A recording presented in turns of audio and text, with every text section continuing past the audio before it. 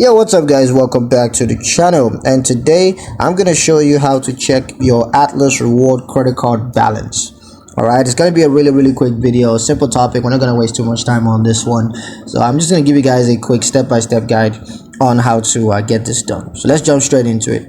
Now the first thing you're gonna do is to log into your Atlas account. You can log in on the online banking platform, that's the Atlas website, or you could choose to log in on the Atlas mobile app. Now once you're logged into your account, you just want to select the credit card account that you want to check the balance for. Just choose that from the account dashboard, and then you're going to click on account balance, and that's going to you're going to have a pop-up that's going to show you your current balance.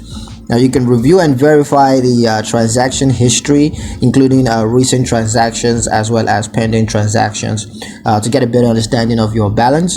You can also use the Atlas online banking platform as well as the mobile app to track your credit card balance and transaction history.